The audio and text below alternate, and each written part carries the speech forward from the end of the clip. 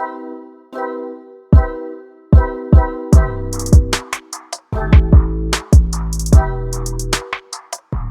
right, hello and welcome everyone to the first episode of the Next Act podcast. My name is Keaton Hall, your host, and I am here with one of my closest friends since our first year class of freshman year college, Jade Bollet. Jade, thank you for being here.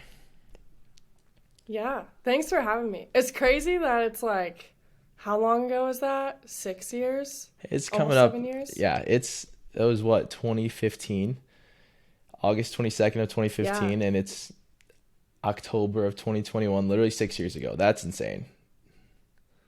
That's crazy. Literally, very first class, 8 a.m. on Monday. It was crazy. And I'm like, this is awesome. And then just kind of friendship took off from there. Absolutely. It's called it the breakfast crew. Me, you, and Nathan get breakfast right in the cafe. I forgot. Yes, I forgot about the breakfast crew. Front row of That's Ryan so Hedstrom's awesome. class. We did always sit in the front row. Intro to Sport Management. Shout out. It was awesome. That's awesome. All right. Shout out to Hedstrom. Shout out to Disney. Shout out. Oh, 100%. Shout out the College of Business, Manchester University. All the good things. Oh, yeah. So, Jade is a former multi-sport athlete who ran track and field at Manchester University, is a multi-time HCAC conference champion, including being a part of the Triple Crown winning team in 2015, is now killing the professional game as a district manager for Vector Marketing, and it is just an honor to be here and to have her be the first guest.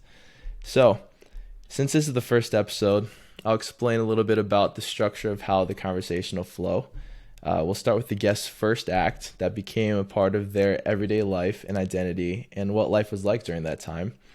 Then we'll move into the period after their first act, what that new lifestyle was like and if it felt like a piece of their identity was missing and how they tried to navigate the uncertainty that came with the transition into their next act. Finally, we'll dive into the next act, what it is, how they got to that point, and what success looks like for them now and in the future, and how they use their first act to find their next act. So, with this frame of reference, let's jump right into Jade's first act. So, obviously, you're one of the most sporty people I know, and with this sports management degree from college, and just from being an athlete and numerous games of pig, the record of which between us will go undisclosed, but I won a lot. But you did beat me. You don't want to talk about it? You did beat me a couple times. I'll give you that. Is it twice? A couple times, not just one, but a couple. Not a few, but a couple. So two to prove it wasn't a fluke. Yeah. But with this in mind, will you just tell me a little bit about what sports kind of meant to you and how you got into it? So I got into sports. Man, I can't even remember when I started. Softball was the first sport I ever played. I was softball and basketball were the two. And then in middle school, I actually ran cross country and track. And instead of playing volleyball, I played volleyball in high school. And it was just fun. It was awesome. All my friends did it. You know how that goes, right? You just want to hang out with your friends all the time. Most of them are playing like Little League, Pee Wee, having a great time, having a blast. Yeah, so that was awesome. And then getting into high school, I dropped track, I dropped cross country. I really just did that because my friends were doing it and it was fun in middle school days. Why not? And played volleyball instead, basketball, obviously in the winter. And then I played softball up until my junior year of high school. And then I switched to track senior year and then ended up doing that all the way through college. And it was great. Sports meant a lot to me. My parents blessed me a lot with not having to get a job or do anything like that in high school. And it was really awesome. I was definitely, you would call that privileged maybe, but in a really good way, I guess. It was cool. And so I don't even think I had my first job until I was 18 when I was a freshman in college, and that was with Vector. And yeah, it was awesome. So my world pretty much revolved around sports, traveling places. You get the gist. You probably did the same with basketball, going everywhere all the time. And it was just awesome. It meant a lot to me. It was literally my world, pretty much, until I got to college and then just focusing on one sport. That was really nice. So, yeah. Right. So like I said, multi-sport, just pure athlete, just athleticism everywhere you go, any season you want, summer, spring, winter, fall, just all the time doing one sport or another. How did you end up running Yeah. for Manchester? Because you said you gave it up once you got to high school, and then you picked it back up senior year. What was that whole process like? Yeah. So for me, track was from the start very intentional for me. That was a very intentional road I ended up taking. Growing up, obviously, like I mentioned earlier, I was a three-sport athlete playing volleyball, basketball, and softball.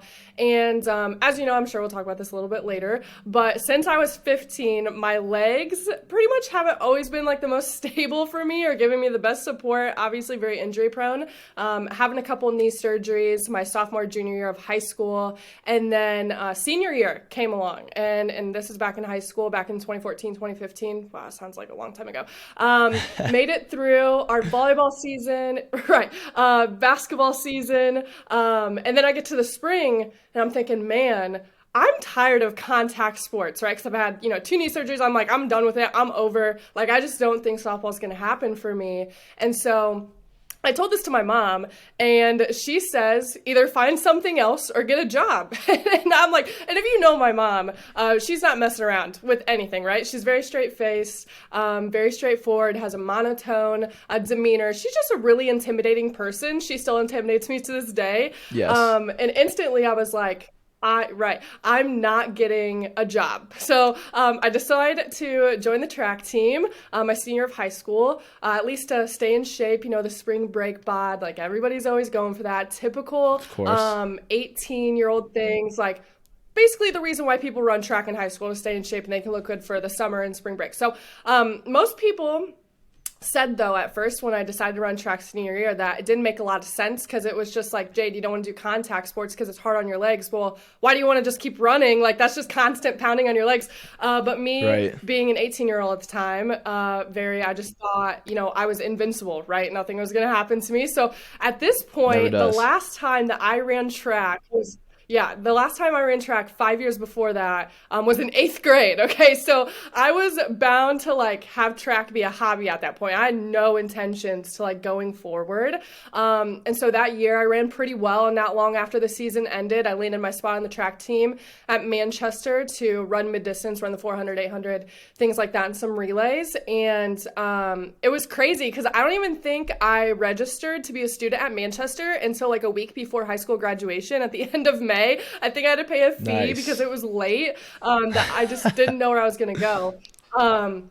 So that's how I ended up at Manchester. The coach at Manchester, who's still the coach there now, Brian Cashdollar, he actually ran track at my high school that I went to at DeKalb in Waterloo, just a super small town, probably about, I went to school with like 1,200 kids or something like that, graduated with like 300. So it was a pretty decent sized school, but he went there and he actually held the 200 record and some 400 times as well. And it was really cool. And so once he heard that, I was pretty decent at mid distance going there, it was just instant reach out and then ask me to come on a visit. And then, Cash, like he's pretty great. So Yep. didn't take long to decide that I wanted to go there and run. And actually, fun fact, my grandparents got married on campus at the chapel onto church. I never knew that. Wow. I And didn't so know I'm that like, either. okay, cool. Like, yeah. Yeah, I was like, this is awesome. I called my grandma. I told her, she's like, I got married on campus there because my grandparents went there. And I was just like, this is crazy. So it just kind of seemed like it all made sense. And it was only like an hour from home. So it was It's nice true. to like go home and see my parents if I wanted to. So that's why I kind of chose to go there. Awesome. Yeah, it's always nice to have some deep roots that tie you back there, even if you didn't know it until now. But that's good. That's Yeah, it kind of like makes things come full circle. oh, for sure. And just having the opportunity to continue your athletic career into college after high school, and it's Hmm. such a huge part of your life. It's something that Right. is just even at a Division 3 level, it's still such a step up in terms of competition and commitment and lifestyle. So it's just definitely Yeah. something that, especially with the route that you ended up taking, kind of going all over the place and then ended up where it made sense, is awesome. So you Right. And touched on it. to Oh, go for it. Yeah. No, I was just gonna say to hit on your point about D3, and I know you get this a lot too. I feel like D3 is almost like one of the hardest places athletically to commit to in terms of the divisions and NAIA, because as you know, you get no school funding for Yep. like athletics and whatnot. So Yep. I feel like it's even more of a commitment, because at that point it's like I'm not really getting anything out of this other than just being part of a team and like doing things and being with my friends and getting better as a person. So I think it Yeah. was just more of a grind from being from a D3 standpoint. I'm sure you get that too with basketball. That's all I was going to say about that. Oh yeah, absolutely. It's like you said, there's no athletic scholarship, no funding there to bring you there aside from academic scholarships. So it's something that you have to absolutely commit to. I know, like you said, you know this, Right. but every year we would start with the basketball team with at least 20, 23 guys. And then the stereotype between D3 and D2 and D1 is that all the guys that didn't make the D1, D2 go D3 because it's just not that good. But it's significantly Right. more elevated in terms of competition that you wouldn't think about. And then once they actually realize how much of a step up and how much of a commitment to that lifestyle it is, then it's we never ended the year with as many as we started with. Let's just say that. So like you said, it's a grind, Never. I kind don't of think like any team ever does at that level though. no, it's because people just simply don't know until you get into it how much of a grind it is athletically in order to actually play, because you're trying to beat out so many other people and you're there to get your education legitimately. So you have to be able to balance out that lifestyle of being a student and an athlete and having both elevated aspects of your life for sure. That's something that we both experienced, and I know a lot of other people that went Division III and other levels can relate to as well. But so up to this point in your first act, you've had a significant amount of kind of major injuries and surgeries that you've kind of touched on, both in high school and in college. And we would be in the rehab room sometimes, the AT room, and whenever you were doing stuff, which I know sucked, every time we were in there, you were never sulking or kind of pitying yourself. You're always trying to make the other people in there feel better. So that's something that I really have admired. But what are one or two things and lessons from overcoming those physical and mental obstacles that you think helped you the most over the years?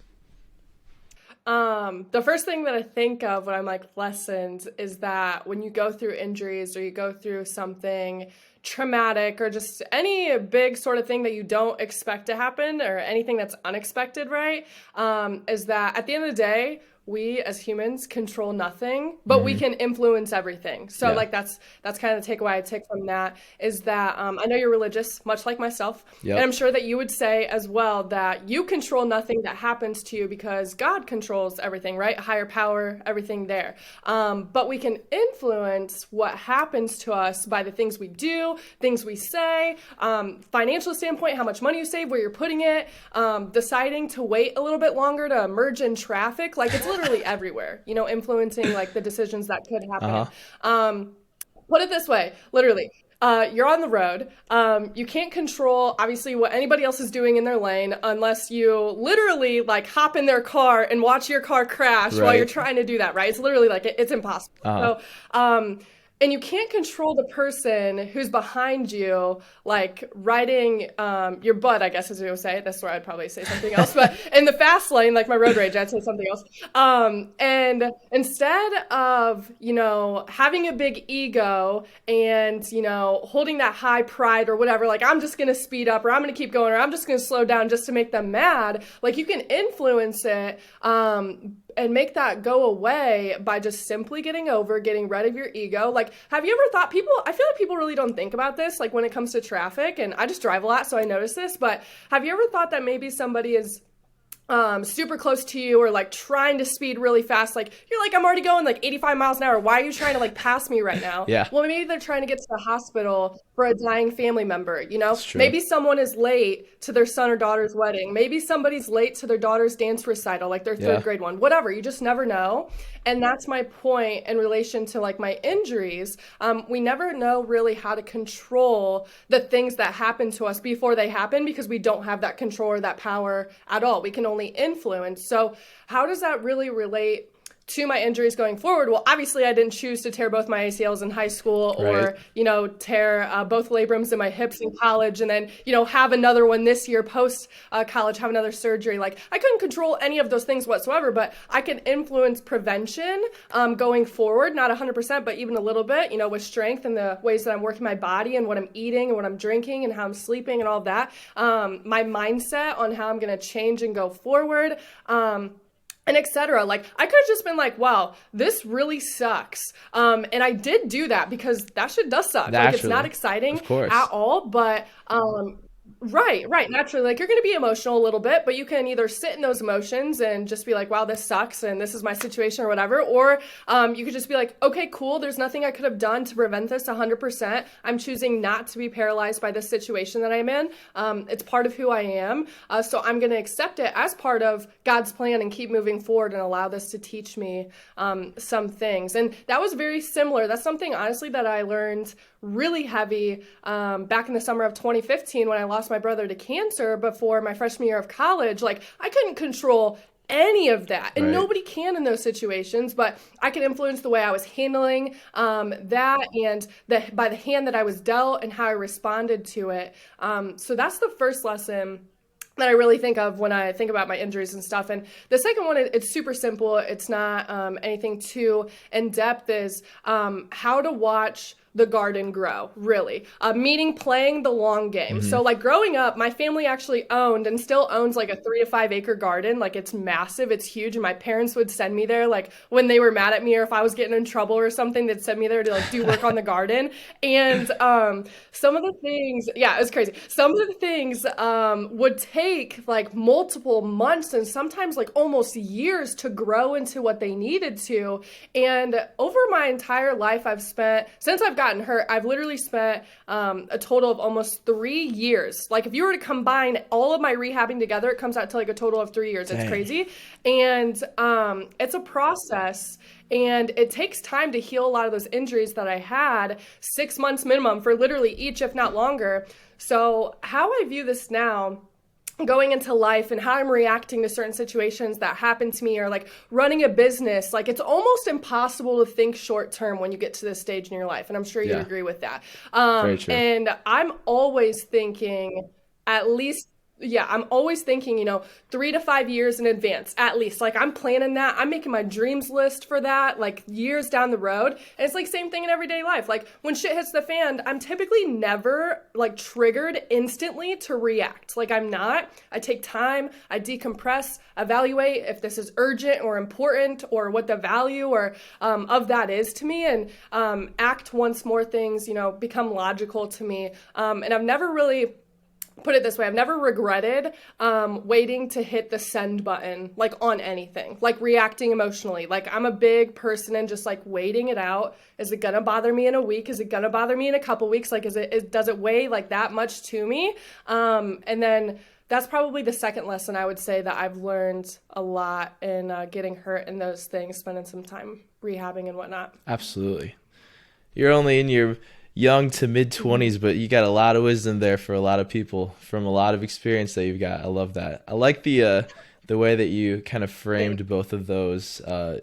You could call them shifts in perspective, because a lot of times, like you said, things happen and it's out of our control. And the only difference between the rest of people's days, if they say my day's ruined or they take it in stride, is just the way that they think about things.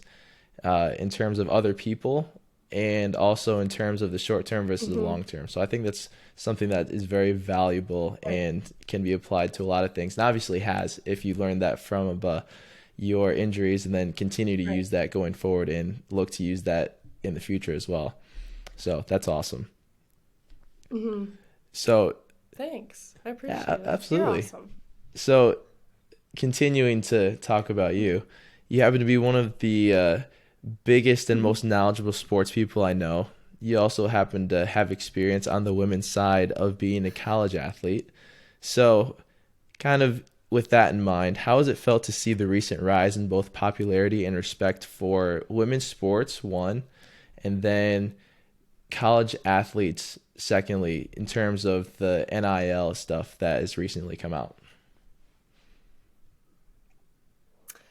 Man, I think women in sports right now, I feel like is dominating. Like not dominating to the level that it should be yet, but it's like getting there. Like I think the one thing that really uprooted that, and I'm sure your sister Cora would agree with me because she does a lot of those things in journaling and follows a lot of women's things and whatnot. Is the WNBA, like that was huge. Like I don't know about you, but those games were so exciting and it Yeah. was crazy. And I just think it's so awesome now to where now the one thing that we missed, I think, in the beginning is the support from the male athletes, right? Like we definitely had it. We knew it was there, like subconsciously we did, but now they're being vocal about it, right? Yeah, Now they're out there doing like Kyrie, for example, donating $1 million to the WNBA, right? And towards their pay and whatnot, and making for sure that sure. goes well.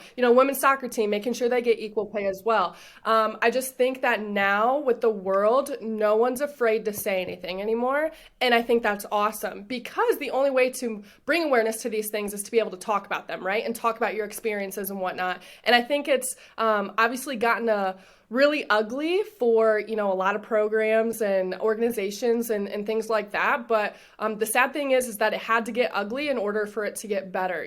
We actually had to show people's like true selves in their faces and how organizations are being worked out and making it right. And I think now on a level of where females are at, it's only going up. Like there's no way you can hide from it anymore. You can't just push it under the rug anymore. Like so many people are talking, and it's not just the females who are talking and standing up for themselves. Like it's everybody, and it's really cool to see that influence. And especially on a work standpoint, in Vector, like we're really balanced out. Like we're about 50-50 on male managers and female managers, which is really cool because that's literally like foreign language any other business structure you come to. Hmm. So to tailor back into sports and NIL and all of that, like that's long overdue. Like I would have tried to get a sponsorship from McDonald's to pay for my Big Macs every freaking week. Like that would have been so awesome. It would have been great. Okay.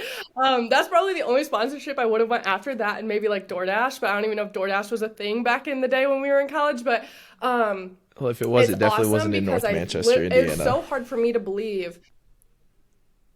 Right. There's no chance. You probably have to pay like an extra like $30 delivery for you to drive it out in the middle of nowhere, right? Might be able to Right. DoorDash like Casey's or something, some breakfast pizza, but it's all good.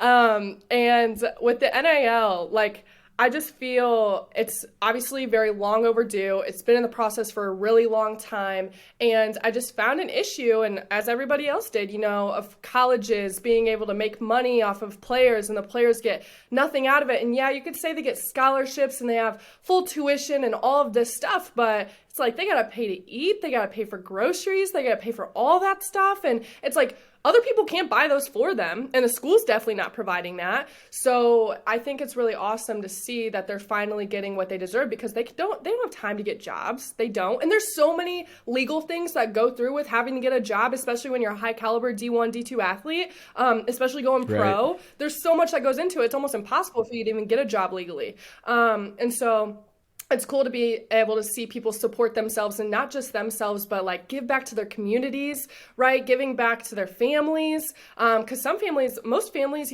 don't really come from anything, and being able to give back to your family right away. Because maybe you have younger sisters or brothers, and you're able to provide for them and give them the best, opportunity to exposure of their athletic abilities too. So I think it's really cool to see that being taken advantage of, especially for, the betterment of their families and who they are, and being able to put themselves on a platform. Because I don't even know what the stat is that you might know, how the percentage of college athletes that even make it pro.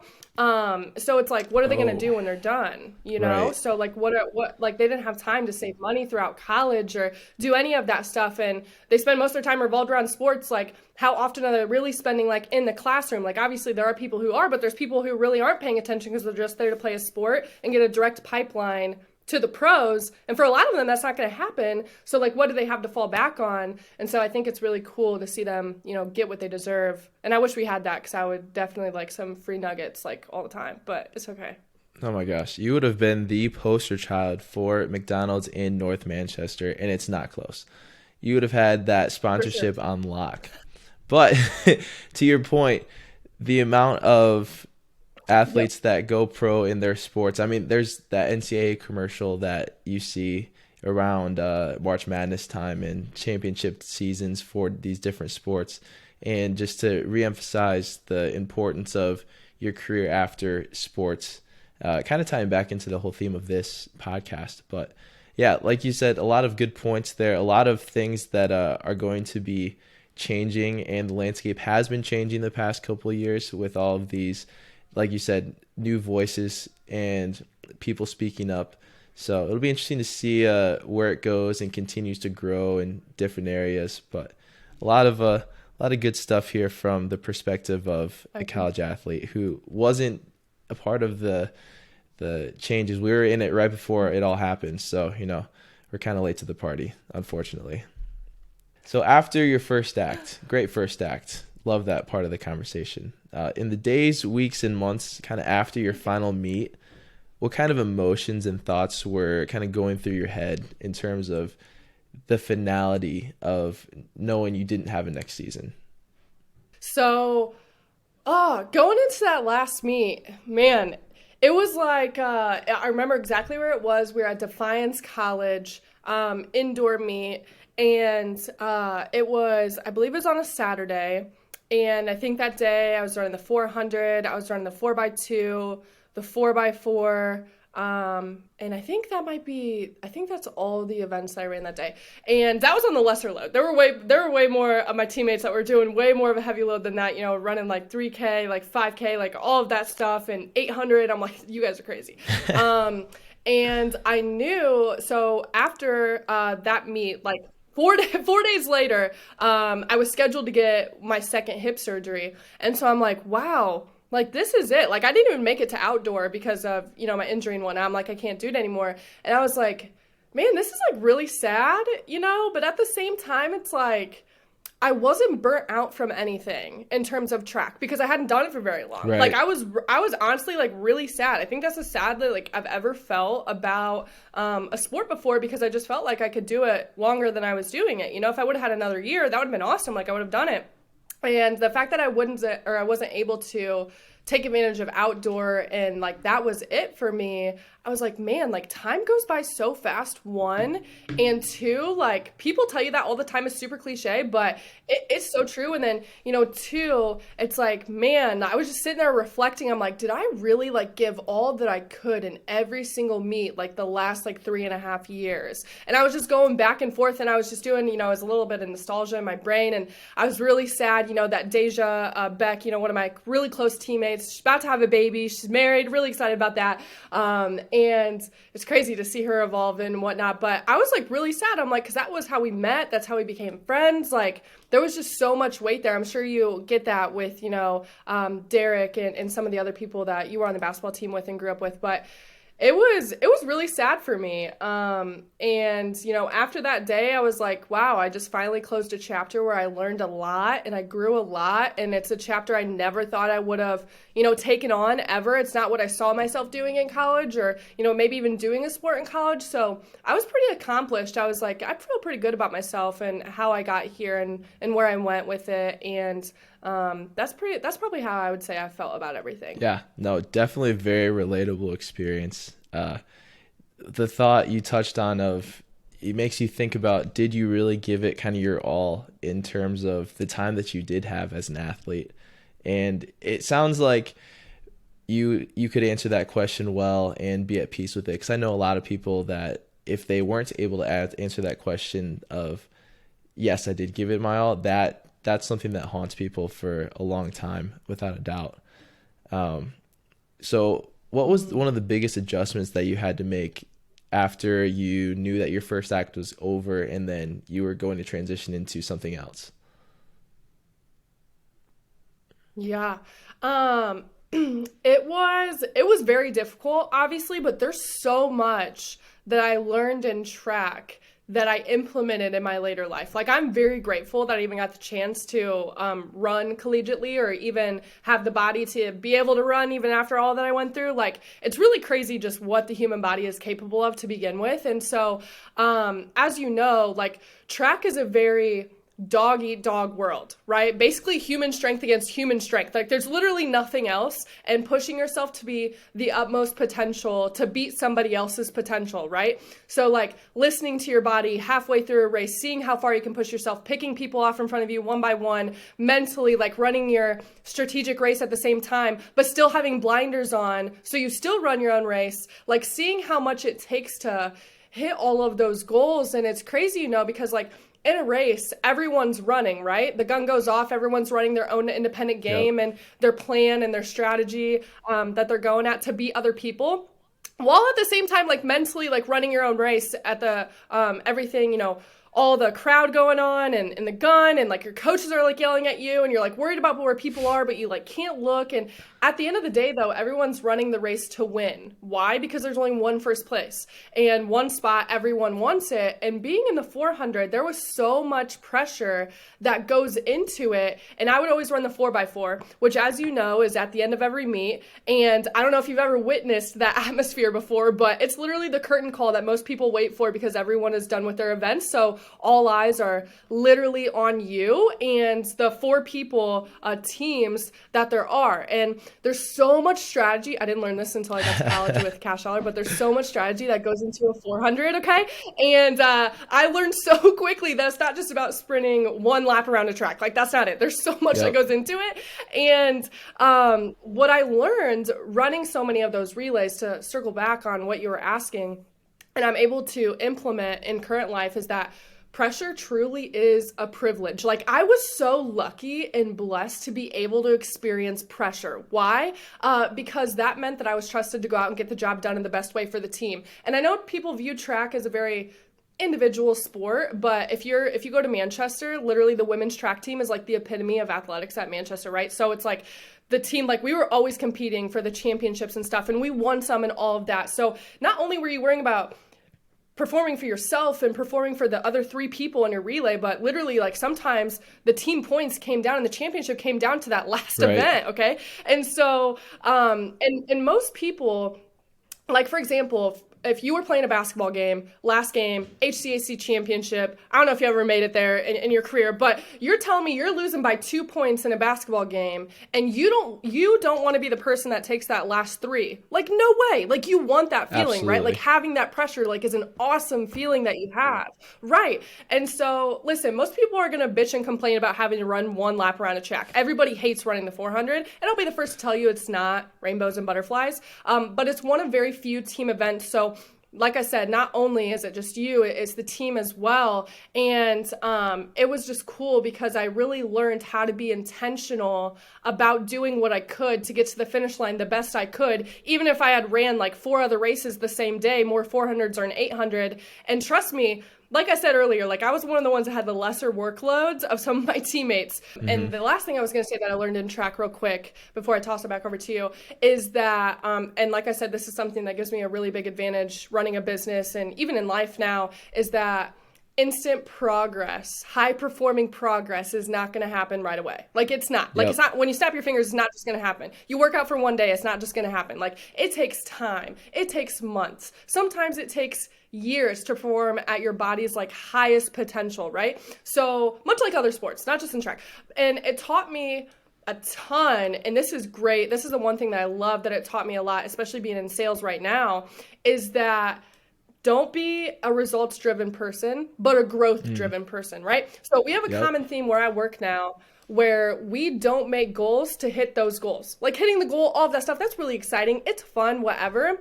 But we make goals to become the type of person it takes to hit those goals, okay? It's about the progress, the journey, the hard shit day in and day out, the breakthroughs. Like, did I want to win every race I ran? Yes. Did I? No. But on some of the races that I didn't win, did I still record like my personal best, the fastest race I've ever ran? Yes. And some of those races that I lost, did I experience a lot of learning lessons? Yes. Like, there was really no option for me to lose, no matter what, the placings came out to be. Like, I was either going to win or I was going to learn. So in the end, to kind of frame your question you were asking, I was learning how to be more of a cheerleader for myself rather than a drill sergeant. I think in track or in the business or just in life, we set a ton of goals, right? Everyone does, which is awesome. Like we're going to do whatever it takes to put effort into hitting those goals. I know you specifically, being really competitive and being motivated to be the best that you can be. But sometimes that makes us be overly hard on ourselves. And I noticed that a lot in track. Like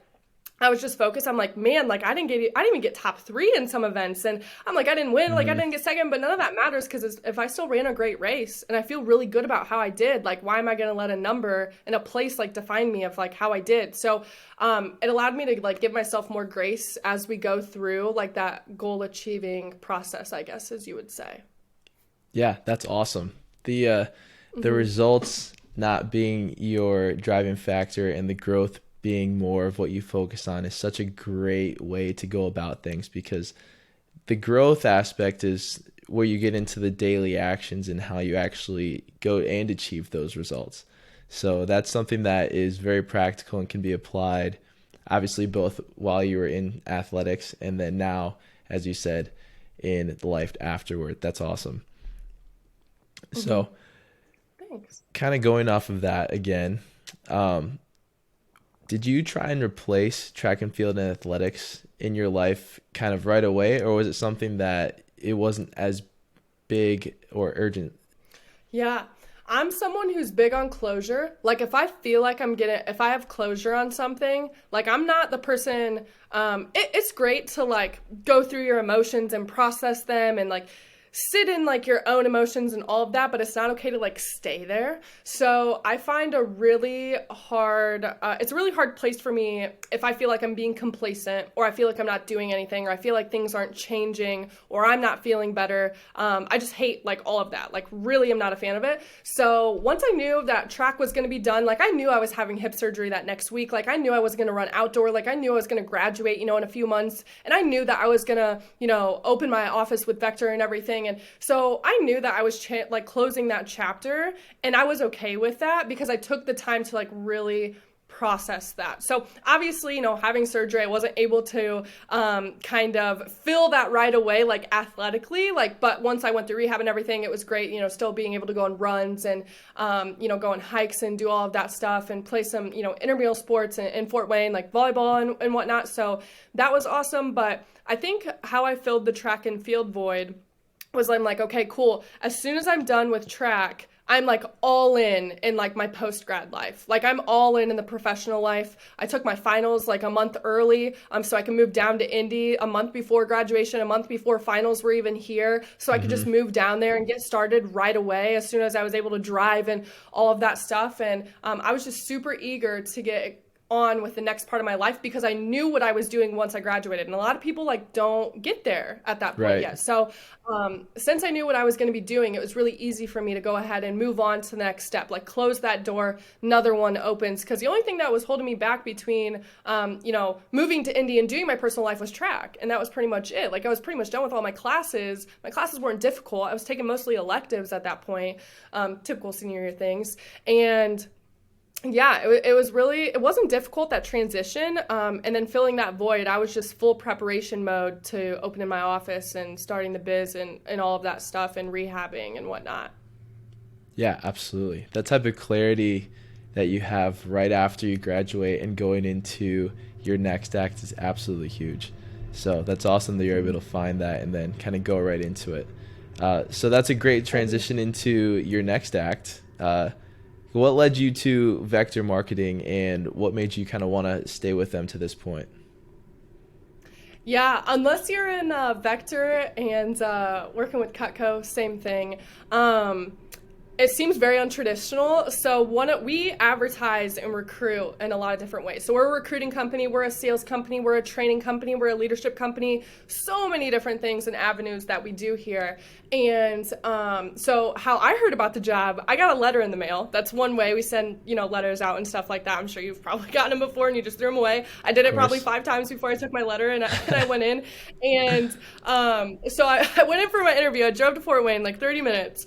And I go in there, I sit down, I'm like, I don't even know what this is for. Like, I have no idea, like, what I'm even interviewing for, like, what this job is, anything. So I go in, I meet with this guy's name's Logan Franke. This is back in 2015, my freshman year, Christmas break of college. I had probably like 15 days off before I'd go back to school for, track and classes. And I was like, all right, cool. I sit in there.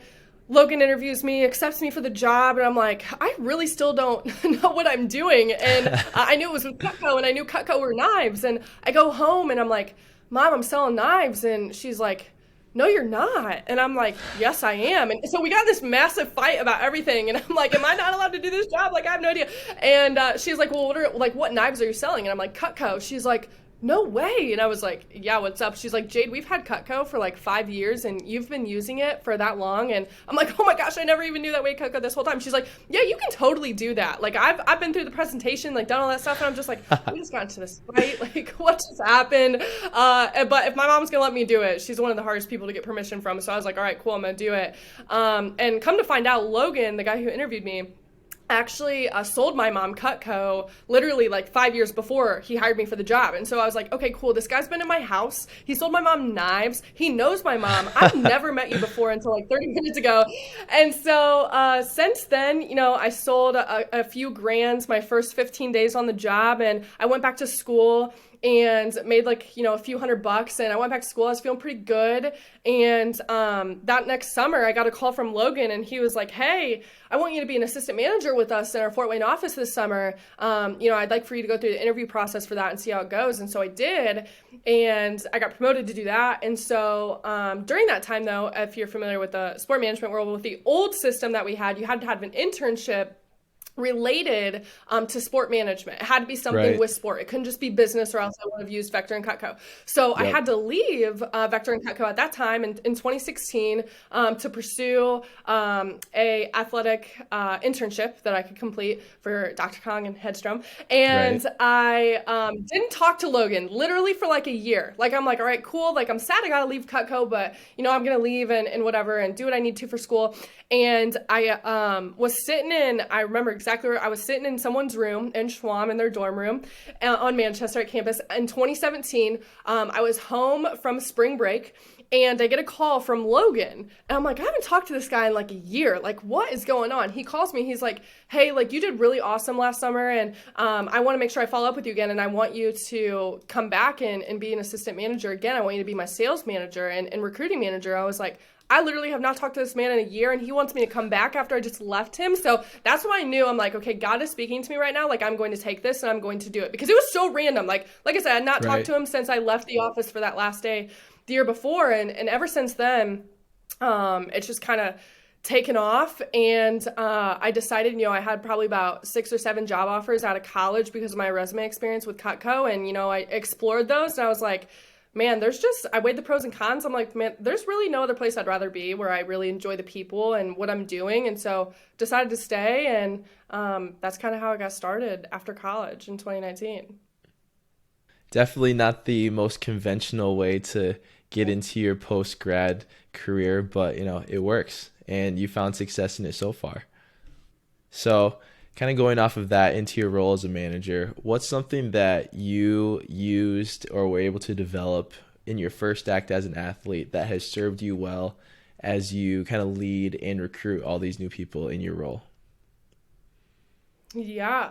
So obviously, Cutco was very unconventional for me. The way how I got started, track was very unconventional with me, with how I got started. And so one of the things I've really been able to realize and reflect on, after being with Cutco for almost 6 years now, running an office for almost 3 years now, one of my biggest mantras now, and just my life alone, that I've experienced from both of those that tie into each other, is to really bloom where you're planted and do everything possible to be at your best every single day and not worry about how other people are going to view you or what you're doing. There were so many times in college where they'd be like, what are you doing for work and all of this stuff, or over the summer, your internships. I'm like, I'm working with Cutco and Vector. And they're like, okay, that's the knife thing. Like, that's the knife job. Like, isn't that kind of weird? And I would look at them and I'd be like, yeah, it might sound weird to you, but I love what I do. Like, I just don't care, And so I used to be kind of insecure about it at first when people would ask me about it when I was like 18, 19. But now I'm just like, I really don't care about anything I have to say. I love what I do, and I'm going to keep doing it.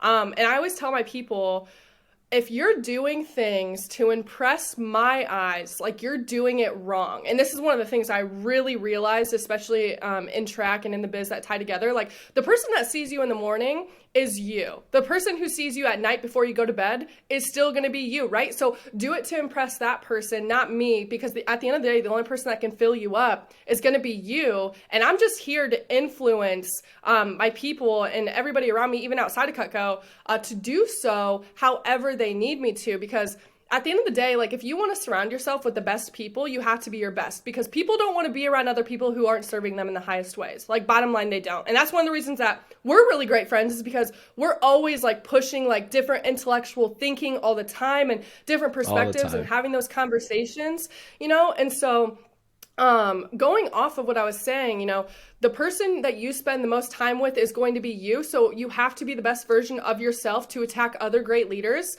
so they can surround themselves with the best. And then that turn, it would be you. So don't cut them short, but overall, like don't cut yourself short either, because I always tell my people this as well, like, and on the track team, like I didn't want to be the best like in my office, like on the track team, like I didn't. Like I always want my people and my development and other people on my team to be better than me, but they're going to be better than me because I'm pushing them to do so. Like I want them to be the best at what they're doing. But first, before they can even do that, and this is what people miss a lot, is that they have to be the best version of themselves. Like they have to be best of just being them and like knowing who they are. And then ultimately they can be the best at what they do and what they're doing. And then what happens after that, like the best just get better. Like you do nothing. Like all you do is just one more thing every time, and you're always getting better at what you're doing. And I've been really blessed to be with Cutco. A lot of people are like, what is Cutco? It's a high line of kitchen cutlery. Okay, it's pretty cool. And it's 10% about the knives, like 90% about like, you know, the recruiting and everything.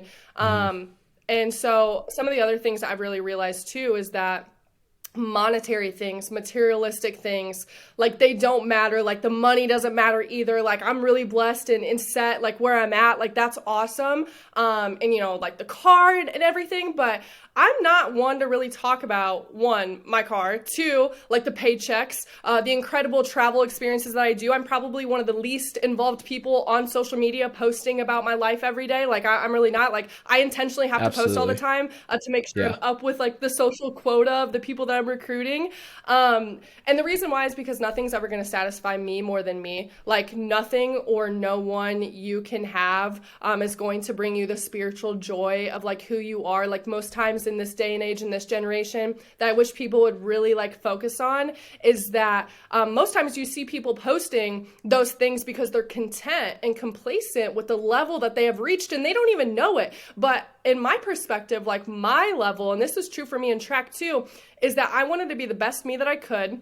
And I know I'm only 24, so I'm not even there yet, probably not even close. No one is perfect. Everybody's human though. So like just focusing on that, especially on the track as well, and keeping my head down, literally and metaphorically, like staying in my own lane, and not being loud about who I am and like what my life is that I'm aiming to live. You know, just keeping silent, as you know, Lil Wayne would say, like real G's move in silence like lasagna, right? So it's just like kind of taking that perspective there. But I love who I am and I'm happy with what I'm doing. And, you know, I could be driving a beater car right now, making 5 figures a year, and I would be so satisfied because I love who I am and I'm really happy about who I am. And just living to be my best every day, that was something I really strove for on the track, as well as doing my best all the time. And that's something in the business I'm able to relate to as well, is just showing up to be my best for my people and myself every day that I can. So that's why I would say kind of compare the two together, that kind of tie in. No, that's a really good point that you make about not knowing you're necessarily complacent at the level you're at, because like you said, we're both young. There's so much that we do know, but at the same time, there's even more that we don't know. And I'm sure you can attest to this as well, but I found that the more we're challenged, the more that we have something to go after that we're not yet good enough to get to. Like you said earlier, it's not so much about the result, but who you have to become in order to achieve that result. The more fulfilled we are as we pursue that goal and that specific outcome. And like you said, there's so many parallels between your first act of sports and then where you're at right now. But being able to define what that next level of achievement and fulfillment is after, when it's not necessarily a defined benchmark like it is in track, is so huge in terms of continuing to be able to develop yourself and continue to become your best self so you can make others better as well. That's a really good point. Yeah, So, I agree with you. I agree with you a lot there too. And you're just scratching the surface of like where you're even starting. You've gotten started for sure, like, having to take all your exams and all of that stuff and get ready and certified, and now you are. Congrats. That's really exciting. I love that. And thank you. yeah, you're welcome. And like once you get to where you're at and kind of like where you start to build like the accolades and all of that stuff, to me, that really doesn't matter. Like there's going to be a time for all the celebration for things that I've earned and I've accomplished, and the same thing for you too. Like you're going to accomplish a lot, but personally for me, like it's not about the what, it's about the why and the how of what those things represent, and which is God and myself and my family, my team, and my inner circle of my great friends. And that's what's really important to me, and that should be the same for everyone else, because as you know, like there's literally billionaires who at the ceiling God created for them because they get sucked into the luxurious, like materialistic and monetary incentives of what they're doing, and they get content and complacent, like we were talking about, by thinking by having those things, it's going to make them great and make them the best. But at the end of the day, and this is something that you really show as well, like being on the basketball court and things that I've really seen from you, evolving and adapting and being a captain and going through a very like untraditional style, basketball seasons, all 4 years, Yeah. is that the truth is that the best leaders are the ones that can develop those connections and those relationships with the humans that you get to impact every day and you get to talk to every day. Like, how cool is that? In my opinion, like, I have the best job in the world. Like, and I'm biased for sure. Like, I have the best opportunity, and I hate saying job, and I know I just said it, because if you truly love what you do, like, it's never gonna be a job. It's not. It's gonna be something that you love doing. So I just love being able to impact like hundreds of lives every year to become their best selves. And what's so sad, like you were mentioning earlier, is that some people really just don't even know who their best self is because they're too afraid to become aware of some of the things that they don't like about themselves right now. Like when you look in the mirror and you're like, man, like I really don't like this part about myself. Like it feels really uncomfy. Like you get that knot in your stomach and it's like not exciting. And Yeah. it's like, no, okay, cool. I need to change all of that stuff. Like you're really afraid of that. It's going to be hard that, I'm like, I don't know if I can even do this. It's really uncomfortable. But again, like full circle of what I was saying earlier, like it really, that's what's separating you from blooming where you were planted. So like if you're really scared of something, this is how I view scarcity. I know I'm going on a tangent, but that just means that you value something so high and so much to let it like create this myth inside of your brain that you can't conquer it. But instead, like, let scarcity drive value in a positive way where you're like, hey, I don't care what it takes, who it's going to turn me into, because I know in my heart, this is where I need to be and what I need to do to be great. And that's what God is telling me to do. And if at the end of the day, you're too afraid to be great, then you're never going to experience life how you deserve to. Like, you're not. And all things happen for a greater good. As we know, like in the Bible, it tells us that like all things, highs and lows, like fall in love with everything that you're doing. So I just want to make sure that the most impactful person in your life, like who is that? Like for me, like that's God, like that's the Lord. And that's the only person I'm looking for approval from. And I really don't even need to do that, obviously, as we know. So, and I'm the biggest sinner in the world. And I'm sure you say the same thing about you.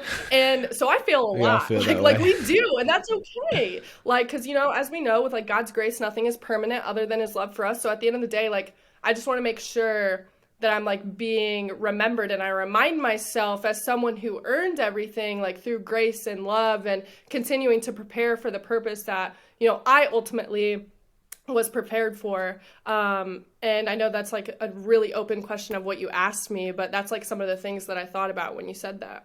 No, absolutely. One of the things that I thought was really good and was directly applicable to your situation now was when you touched on how being a captain and being a leader and person of influence, and how you're able to impact those around you effectively.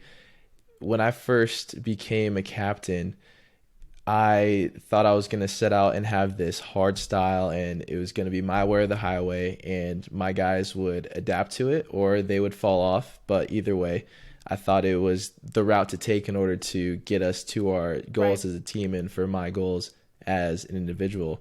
But the more I interacted with the guys that I had been grinding with for years, the people that I cared about, the more I realized you have to cater who you talk to in a certain way in order to be effective in your communication. Because there were some guys that I could get on without regard of my tone or how I said it or how harsh it may have felt, and I knew they would get the message. I knew it would be effective and we would all be better for it. But there was also some guys where I did that initially and they didn't respond well at first, and so I had to realize Mhm. you have to be able to know who you can push and who needs a little bit more encouragement. My brother said it really well. He said you have to know who you can push and who you have to know who you have to guide and pull in order so everyone gets to the common goal and common destination. So that's something that's directly applicable, I'm sure you knew, as an athlete in track and also in Yeah. your position of dealing with so many people. And Mhm. you're learning and I'm learning that success is so much more than a quantitative thing in terms of money and material things. It's increasingly I've found about the people that you can take along with you and the relationships that you can build. And that's something that I wish I would have realized a little bit earlier in terms of who I was influencing and who I had impact on. And I wish I would have been able to maintain and cultivate those relationships a little bit more instead of kind of pushing them to the side a little bit in order to try and gain a little bit more in terms of tangible goals that were for myself. But no, it's a really good point. I know it was a somewhat of an open-ended question that I asked you, but there's a lot of good stuff Yeah. in the answer that you gave. Yeah, thanks. I appreciate it. I think that's one when you talk about you being a captain and influencing people and stuff. I feel just observing and whatnot, and obviously, what I've heard from others on the basketball team is just like very great. You're very great at like painting the vision. You know what I mean? Like getting people to commit to the purpose that you're going after, right? Because that's what you have to have. Creating the systems, people feel bought in, right? Because the system's not going to work if they don't trust you and they don't want to do anything with you. Like it's just not going to happen. And Right. so they're not going to buy in there. And that's one of the things when you're asking me about recruiting earlier, it all comes down to the culture. Like culture comes back to people like in having that vision. So when you say that, like that's something that I really saw from you and I was inspired by a lot is that you really know how to like paint that vision and see the bigger picture and like motivating people and like knowing, like you said, like some people would communicate with you well, some people wouldn't, but you were also like really great at being able to connect with different types of personalities and things like that with what people were saying and being able to communicate in a lot of different ways because obviously as you would tell me like so many people had so many different scenarios Yep. going on behind the scenes outside of basketball and even on the basketball court that were just really difficult to navigate. Hmm. But in my opinion, like I think you did a really, really great job on navigating all of that and being able to, come out with the greater good. And I think I definitely know a lot of people learned a lot from you. So I appreciate you like teaching me a lot of those things as well. Because that was really awesome. I appreciated that. Well, I appreciate your kind words. It's always good to. It's something that I kind of you have in the back of your mind that you hope kind of people that was how you impacted people, but it's always great to be able to actually hear that from someone you actually care and trust about and respect their opinion on. So thank you for that. Yeah, you're welcome. Um, so continuing to talk about kind of success in this arena, I think it's safe to say that everyone wants to be successful in their life to varying degrees, and it's obviously great ambition to have that, but it's sometimes hard to define what success looks like at different stages in our lives. There were obvious Yeah. benchmarks for success in your first act with sports as well as mine. Like there's stuff that you didn't even have to say and you knew that would be successful. Um, but what does success look like for you in this kind of new arena of a professional career and this part of your life in general? Yeah. Defining success for me, man, it's various things I feel like. So obviously, since we're in sales, there's, a lot of competition, a lot of records, like all of that stuff, performance-based things. But like I said, our company is really, really great on just focusing on the efforts and the actions. Like we care about results, obviously, but like we don't care about them because we care about humans and people first. The really cool thing, side note, about the company is that last year, during the pandemic in 2020, in March, we were considered non-essential business, and our factory is located in New York. We're American made, all that fun stuff, and New York, obviously, massive hotspot for COVID. So we actually had to shut our factory down for 8 weeks and send all of our factory workers home. And instead of laying all of them off, like pretty much every other company did, we continued to pay them every single week, weekly, and we didn't lay off a single person. As soon as we opened back up, they just came in and started working. But they didn't lose a paycheck, they didn't lose anything. So it's really cool because the business makes people decisions that affect the business, not business decisions that affect the people. So what I learned from that is like serving hearts and not talent, chasing passion with my team, loving what I do and who it's with pure vulnerability all the time. And that's something that was difficult for me, is always being transparent and living every moment to be present in whatever I'm doing, like through grace. Because I can tell you right now, I could have the best team like in the whole world, in the history of Cutco, and hate them, and I'll be miserable and my business will go down. Like it's not gonna thrive, right? So I have to enjoy the people that I'm with. So that's one thing with success. Like if you're a circle of influence or whoever you're talking to every day, or whoever you're working with every day, like in the end, like is it making you feel successful or making you feel good? Then like why are you even surrounded with those people? So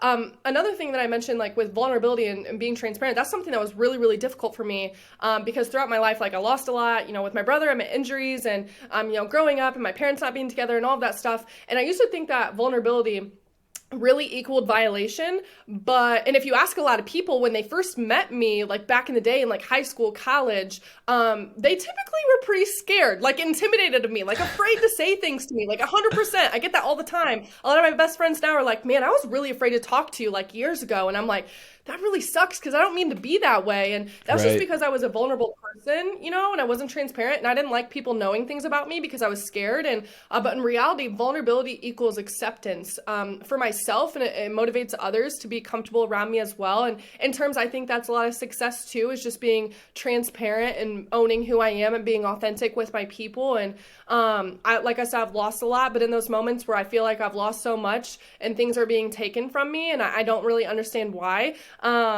not long after some of those moments do I have some of the best times of my life, and I win a lot too. And it's how anybody in your life is going to trust you. It's how people are going to listen to you. It's how people are going to stay with you and like want to build with you like in your life. And to me, that's really success, because at the end of the day, on my tombstone, all my accolades aren't going to be on there, right? Like they're not going to be there. Like when I die, when I'm in the grave, like no one's going to care about any of that stuff, right? So why should it matter now? And so to me, success is like the relationships I'm building. And we as humans have the opportunity literally every single day, and a lot of people do not take advantage of this, and they definitely should, to take what we have, not worry about what we don't have, because in reality, we have a lot. We have so much, and not worry about what we don't have and just make every day as great as we can. And no one's better than anybody else, in my opinion. And I'm just focused on, taking the stairs to be successful, not the elevator, because, there is no elevator to greatness at the end of the day.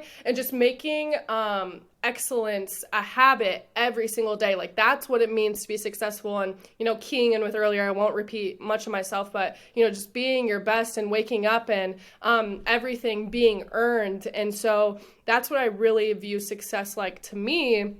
As I don't want anything handed to me. Nothing's ever going to be handed to me, right? The only person that can impact my life and change how it's going is going to be me. So why would I not continue to live like that and just grind and keep doing it? And at the end of the day, it doesn't really feel like a grind because I love everything that I do on a business standpoint. So that's kind of how I would define success, is just like the relationships and like how I'm being with people and being authentic and, being able to influence the younger group that I'm with, or my friends, or even my parents sometimes. That's probably how I would define success. And the fact that you're able to know and define kind of what success looks like for you, and so you can actually take steps to achieve it on a daily basis, is huge. I mean, because success isn't, like you said, it's not the result, it's how you develop yourself and the steps you take every single day, because that's where life is. It's in the present. You can't be successful and not live it. So that's having action behind that and knowing how to actually get there is huge. Yeah. So kind of going to transition to the outro a little bit, but thank you so much for your time. It's been a long, great conversation so far. Still got a little bit to go though. So in your senior year, as you came toward the end of your career as a student athlete, what is something that you wish you would have known going into that period after? Man, nothing is gonna go how you plan ever. Like, you know what I mean? Like, I walked in to run track, and I was just expecting to do practices that I was like doing in high school. You know what I mean? And so, it was very different. And at one point, like, there were a couple years where I was overtraining and running like 30 to 40 miles a week, and I'm like, what is this? Yep. Like, I've never even done a workout on the track that's longer than doing 200 repeats in high school. Here I am doing 800 repeats, and I'm like, or running 5 miles a day. I'm like, what is this? And so I wish that's something that I knew, is that I was just so comfortable that everything was going to be the same, and it wasn't going to be like at all. And there were weights involved. I think I lifted weights maybe like 2 or not even 3 years in high school. One, because of like rehabbing a ton, and two, because like in my high school specifically, they don't teach you that stuff. They don't teach you technique. They don't teach you form, anything like that. And that's something that you learn when you get like into college and you have people that teach you those things. And so I would say one of the things that I wish I would have known is to, and frame my mind, instead of framing my mind to be like, this is how I think everything's going to go, and expect, just like throw all of that out of the window and just be like, I have no idea what's going to happen whatsoever. And I know I'm going to be uncomfortable doing it. And so, like the common saying, like be comfortable being uncomfortable. Like, I wish I really would have like had that mindset going into it, because I thought, since I knew Cash Dollar really well, we went to the same high school, all of this stuff, like it wasn't really going to be that bad. Or they'd send us packets like freshman year, the summer before we got on campus, to condition and stuff. Like, did I do some of them? Yes. Did I do all of them? No. Should I have been more serious? Probably. Because when we got on campus, like, instantly day one, 200 repeats, like 12 of them. I'm like, there's no freaking chance. Hill repeats. Like, we'd go out and run hills on the golf course. And I'm like, this is crazy. Like, I never expected it. And so I really wish that, to answer your question, I really wish I would have spent less time predicting what was going to happen, because you can't predict what's going to happen in the future, like uncertainties everywhere. But I was trying to control aspects instead of just like influence them, and frame my mind to really just be okay with that. Hey, this is going to feel weird. It's going to be uncomfortable, but like, let's embrace that, accept it, because you know what? I'm not the only freshman on the team. Like, there's more people just like me, and they're going through the same stuff too. And I don't even know them yet. So I think that was one thing that I really wish I would have spent more time, was just my mindset. And obviously when you're 18, you don't think about stuff like that, like ever. But I wish that was one of the things that I knew before going in and running track at Manchester, and, just being a student athlete there, that I thought I had it all figured out, when I definitely wasn't. And even if I tried, I still wasn't going to be able to. So I think that's one of the things that, I took away, and I would definitely tell somebody else, is just like, it's going to be weird. It's going to be uncomfortable. It's going to be hard. But just get your mindset like ready for that. Yeah. No, without a doubt. When we were 18 years old, we thought we knew everything there was to know about the world, and we were right about everything. And then as soon as you get away from home and realize that you don't, then it can be kind of scary. But if you take the right approach and the right mindset, like you said, you realize there's a lot you can learn, and you should learn and continue to develop. And I tell people, kind of as we get older, your 20s are a very exciting time, because there's so much that you can do and build for yourself in terms of a life that you want to live and going into the future. But it's also kind of terrifying, because there is a lot of unknowns and a lot of uncertainties. So I think, like you said, the approach of knowing that there's going to be a lot of things you can't control is good to help develop a mindset of adaptability, so you can put yourself in the best position to succeed. So what's one thing that you would tell someone who is trying to cope with the end of their first act, or that is in the period of unknowing what their next act is? I would say always remember. So I'm gonna be I'm speak very lightly when I say this next thing. Is always remember tomorrow. I know we're never guaranteed tomorrow or anything like that, but always remember tomorrow. Like the sun's gonna set, the sun's gonna rise the next day. Whatever happens, like it's okay, but tomorrow's going to be a new day. So it gives you the opportunity to have a fresh mindset, think about what you're doing and how you're doing it. And we have the opportunity to change our habits literally like just like that. As soon as you turn your mindset to something, like we can change the habits, we can get into it and keep going. I think now it takes like anywhere from 30 to 60 days to form a habit, like consistently all the time. And always add, I read this in a book and it was really awesome because I was like, man, this really hit me, is adding the ... like the ellipses, you know what I'm talking about? I haven't heard that word since probably like English class freshman year of high school, okay? Adding the ... and just keep going. Like eventually your purpose, regardless if you're religious or not, is going to find you, okay? And so never play the short game like I mentioned earlier. Like most things that happen now aren't gonna matter in the coming years. Like when shit hits the fan, like all that stuff, negative things, like all that's not gonna happen now, or matter a ton now when it happens.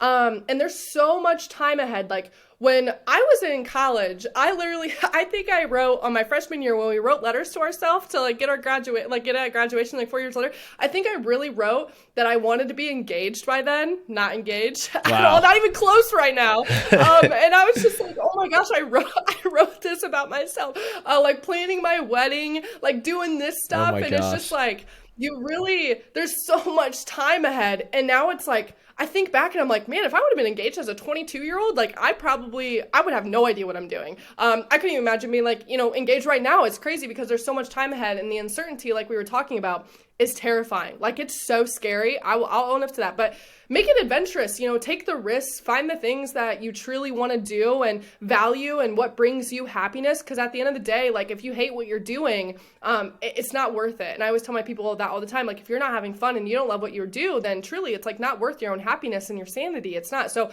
find something that, serves you and that you feel great about, like diving into back and like pouring into back, so I think that's one of the things that I would say for somebody who's, trying to find their purpose or find out what the next thing is for them, is that eventually it's going to come.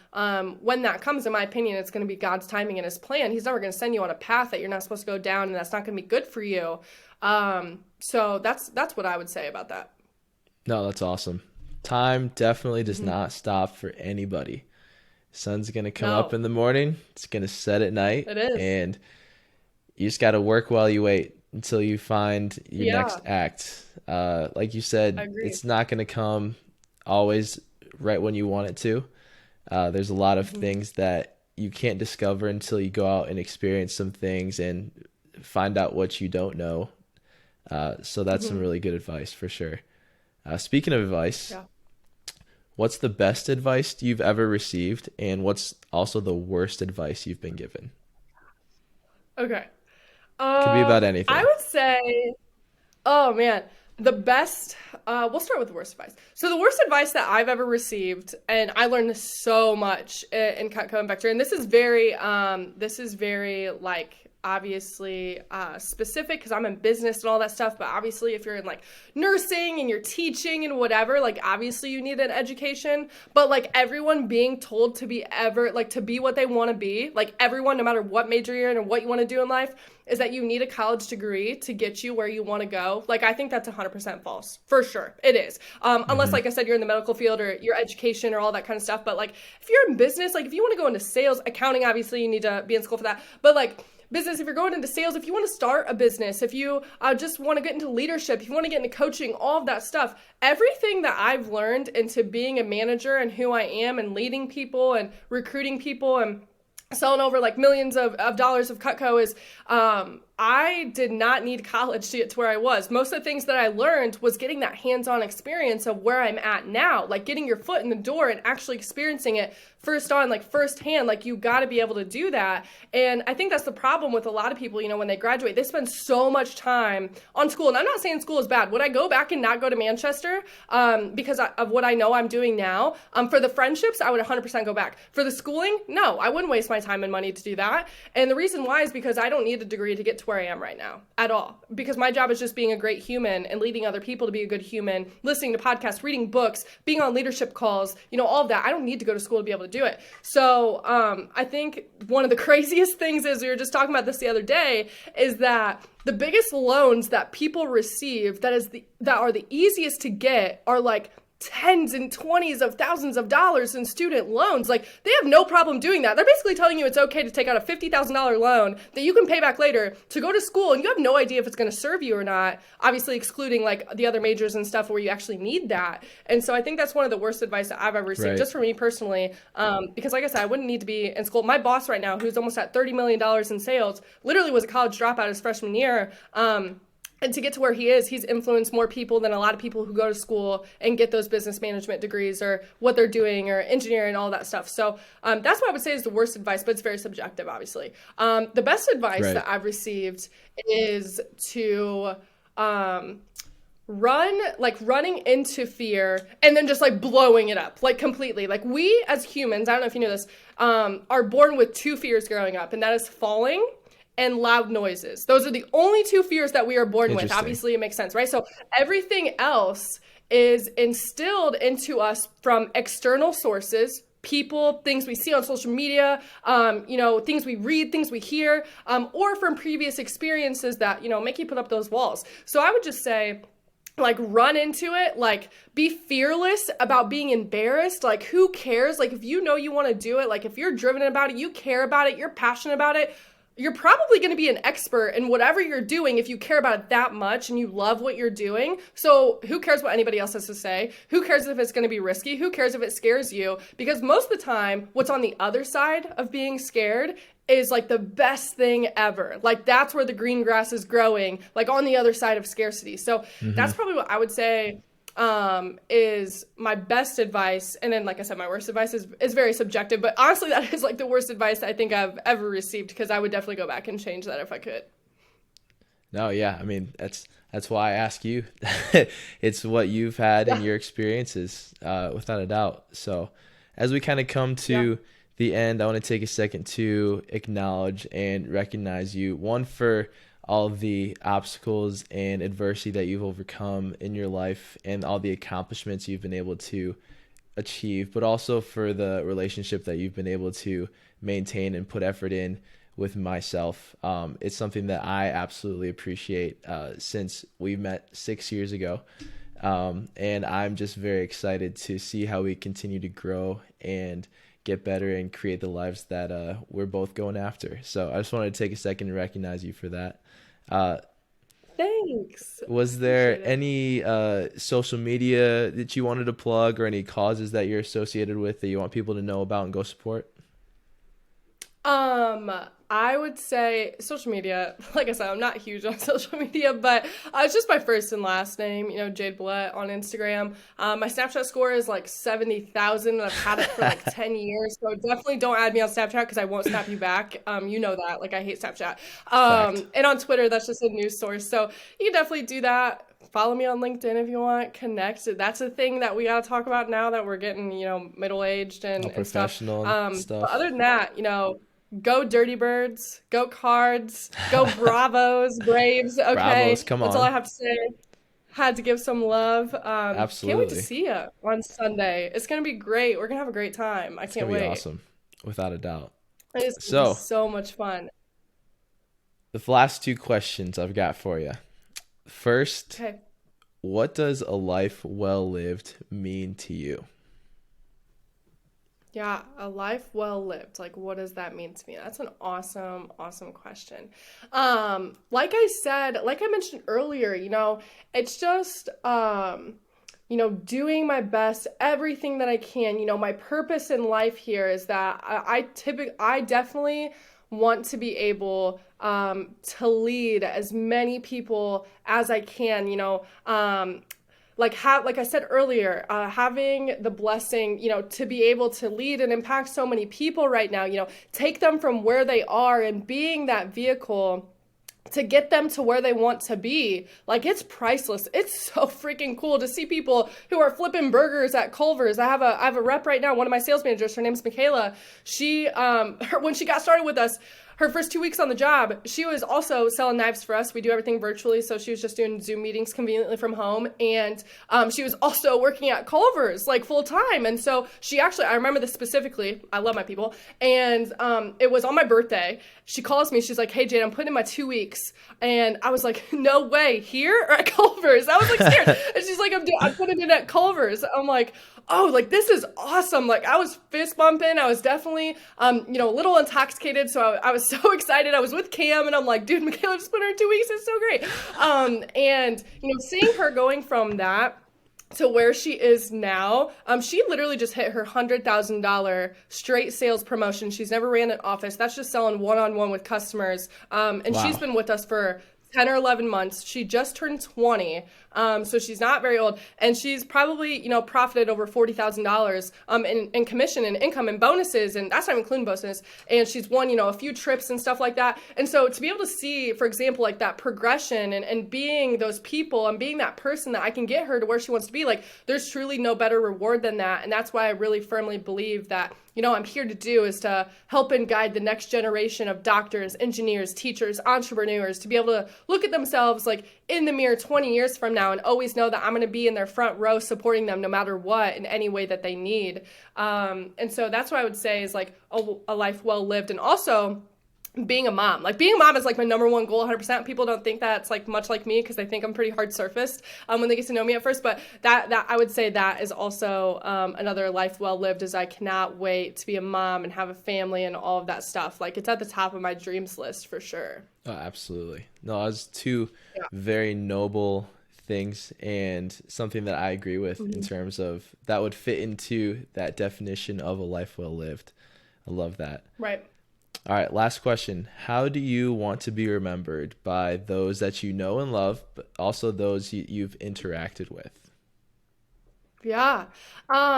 Man, I want to be, your question was want to be like known and loved by people that I've interacted with, just to confirm, right? Yeah, how do you want to be remembered when it's all said and done? Yeah, remembered, right? Okay, yeah. So, like I said, being front row for all my people, if they ever need me, they can call me. Like, I'm going to be able to answer. Like, obviously, I'm very strict on my personal time and my business time for sure. But, like, if one of my reps is calling me at 2 a.m. in the morning, or one of my friends is calling me at 2 a.m. in the morning, and I'm not big on being on my phone, like, after, like, 9 p.m., unless it's people in my inner circle like you and Cam and Greg and Jess and Maria and those people. But it's like, and my mom, obviously. I always answer her calls because she double taps me, and when she double taps me, rule number 2 in Zombieland, always double tap, but I know it's always urgent when she double taps me. Is just always being there for them. Like I don't want anybody to ever question that I can't be a sounding board for somebody, or that I didn't show up for them, or when they needed me the most. Because a lot of those times when people need others, it's those times where they're not telling you that they need people. So just being able to say, that I could give back to these people that have given me and poured into me so much. That's the awesome part about it. And I know we talked about a little bit this before, but starting a nonprofit and all of that stuff. And that's one of my visions that I've had for years, and finally getting the wheels, like I'm finally building a nonprofit and beginning to turn, and I can't wait. And another thing that's on my dreams list that I've started working on that I don't think I've told you yet is that I feel like I have so much to give back to the world with my experience and how I want to be remembered and stuff. So I'm currently in the process of writing a book. I've got some chapters down. I'm super excited. I can't wait. It's gonna be so awesome. My goal is to have it published and done. Yeah, and done by spring of next year. I can't wait. So that's gonna be really exciting for me. So that's gonna be great. So how I want to be remembered is just being able to impact and grow into the leader that everyone, but specifically females, look at and be like, damn, like that's the type of leader I want to be someday. And even males being able to look at me, but specifically females with where we're at. And I just want to be just like her and go after everything I want. And now what's so cool that wasn't a thing when we were in college and high school is that there's so many ways and resources to be able to do so now. And that's what's awesome. And I just want to make sure that I'm remembered as someone who's a gateway to be able to do that and give them the bridge to fill that gap, to get them to whatever they want to do and get their purpose out of who they are and who they need me to be for them. Because ultimately, I just love serving others and I want to keep doing so. So just being a servant leader is what I would say is something I want to be remembered by for sure. That is absolutely amazing. I did not know you were going to be writing a book, so we'll have you back on I in the am. spring as Dude, Cam doesn't even know that either. Okay, that tells you like how like secretive it like not a lot of people know that. So this is exciting. I I'm feel pumped. very privileged and honored to be privy of this secret top confidential information. We'll have you back on in the spring after you get that release so we can promote that as well as the nonprofit that you got going on. But ladies and No free gentlemen, shout outs. that is the first episode of The Next Act, and this is the lovely and impressive Jade Bollet. Thank you so much for tuning in and listening this far if you are, and we will see you in the next episode.